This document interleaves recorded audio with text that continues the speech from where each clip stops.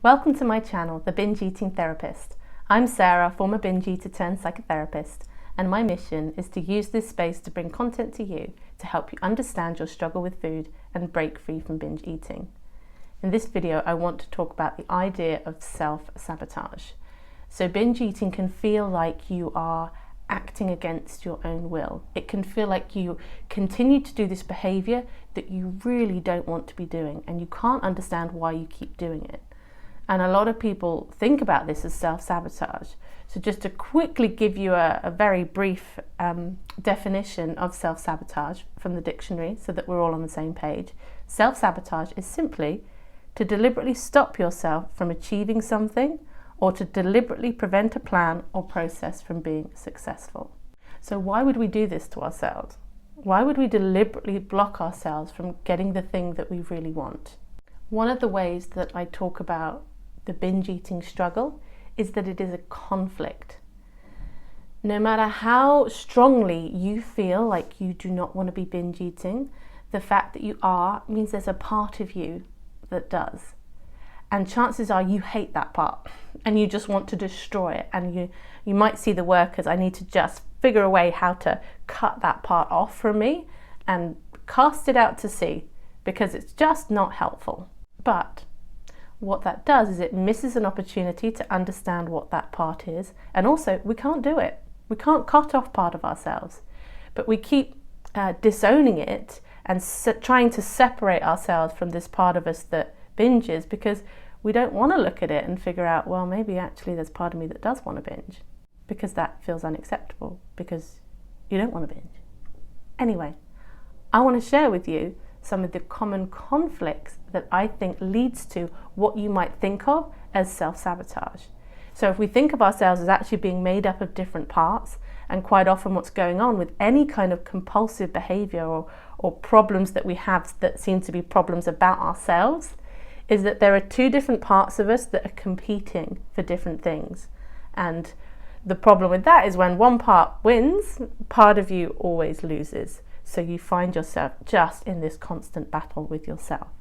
So the first conflict, you might have even guessed it, is the conflict between the part of you that desires weight loss and the part of you that needs enough food to have good energy and to feel satisfied and nourish your own body. So when you've got those two sides of you competing, that's when you're moving between the binge and restrict cycles. And biology is powerful and it doesn't let you get away with it. It will keep knocking for your attention. And this usually shows up by food obsession. Some people feel very anxious when they're restricting. Some people get a bit of a high, but like at some point the brain seizes an opportunity. And once your brain, if you've got a history of binge eating, once your brain knows how to override your conscious control around food, when all the circumstances are in place for it, it flips that switch and then causes you to binge. So this is a conflict that, like, whenever you binge, the part of you that wants to lose weight feels devastated by that fact because they didn't get what they wanted. This feels like it's moving them further away from it.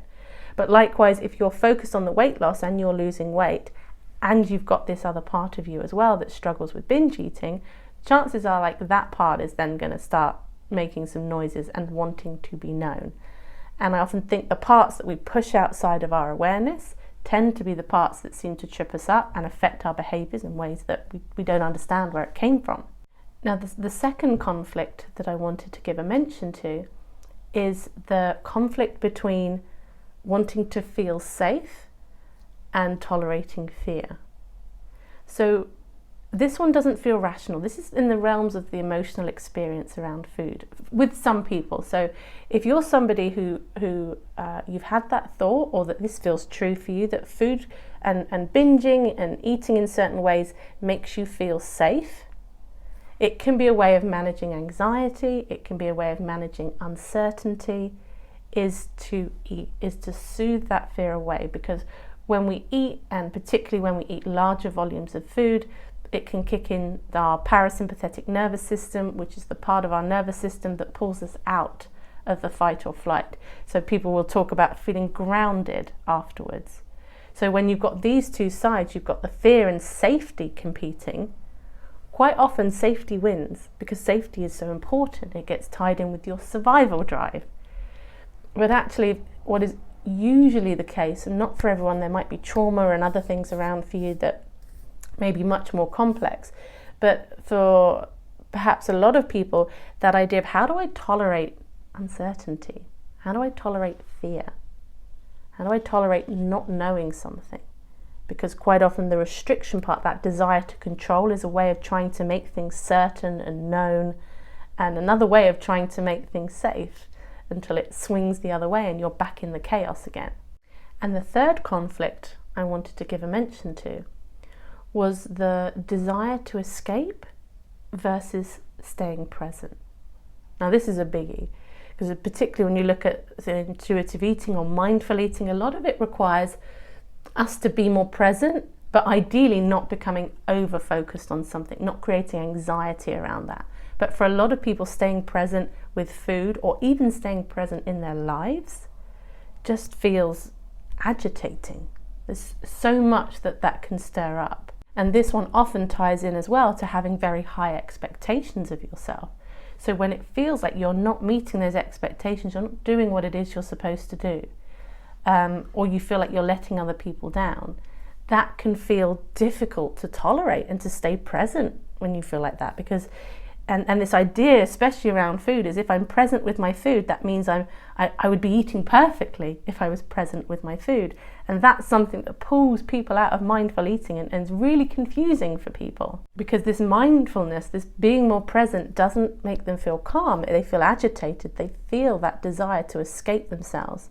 If you're someone with a highly critical voice in your head that's always telling you what you should and shouldn't be doing, and you have a lot of guilt about what you do and don't do, that urge to have some time where you are able to escape that, food can become a big part of that experience. When food becomes associated with being able to escape yourself, there can be a real strong pull to do that in certain situations, and that can be experienced as this agitation, this difficulty staying with ourselves, and difficulty tolerating what our mind is doing.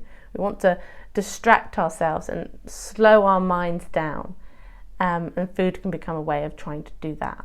And the fourth conflict is the desire for immediate reward versus delayed gratification. So eating is a rewarding experience. It's supposed to be. It's been designed that way to try and encourage us to eat. We do have a lot of foods now that have been designed in a way to really stimulate those reward pathways more than perhaps some other foods.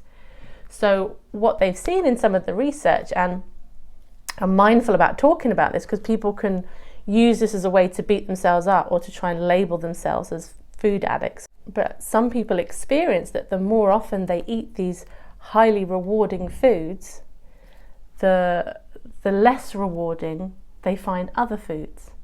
So it's harder to feel as satisfied with different foods. So we can get ourselves in a bit of a cycle of using certain kinds of foods because of what might be going on in our brain chemistry. Now, Steph and I last week in our podcast, our Life After Diets podcast, we've done a whole episode about using food as a reward, and you might want to check that out if you feel like this is something that may be affecting you, because the danger is then to go, oh, well then I should give up these foods. I need to be abstinent from all these foods. And that can just cycle you back into the all or nothing black and white thinking around food. So the idea is of trying to change your relationship with these types of foods. And I've shared this probably on a few videos now. One of the things that I did for 2 months in my recovery, I only ate those particular kinds of foods, those binge foods for me.